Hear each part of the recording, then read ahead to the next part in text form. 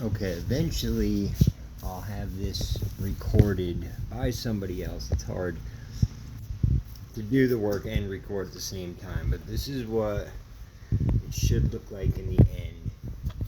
You do have to take this piece off, so when you pull your wire up, you make sure you get the casing right here under this clip so it can hold it. As you can see, I just got a little bit sticking out, and then you just get your, I go red, white, and blue or black just to make it easy. 1, 2, 3, red, white, blue, and then your ground terminal.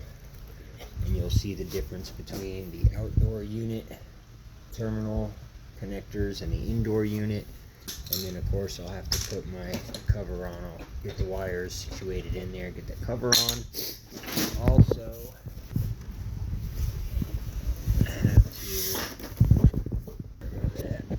I usually set it up on the blocks that come in the box, so when I have it upside down, it's protected.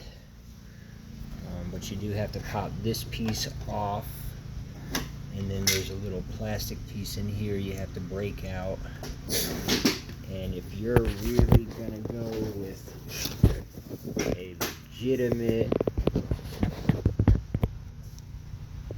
permitted and inspected, you should have your seal tight flexible electrical conduit, this inside it, and then you take this metal piece off, put your thread through there to a lock nut on the back, and then you screw this piece back on, and then you have your whip to run to the outdoor unit. I have never seen anybody do that, and I've done it very few times. So that's where you're at with prepping your indoor unit. And of course I'll get my bracket off. I'll pull these up so they're straight up, and I'll put a couple pieces of tape on the copper, the drain, and around the wire so I can get it through my hole.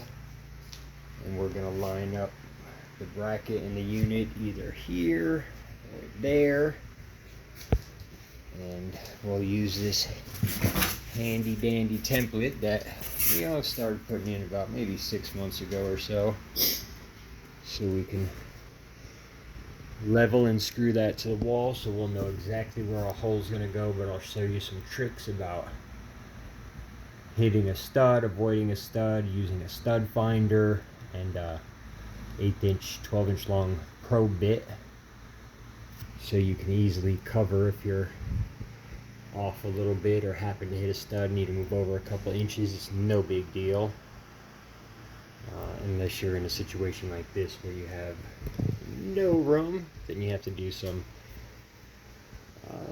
different techniques.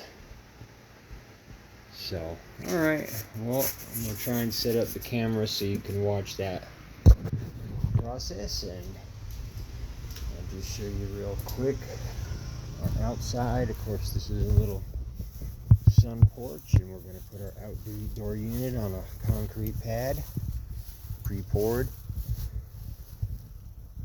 and it'll go either between these two windows or between these two windows out here. And there's our electrical pre-ran.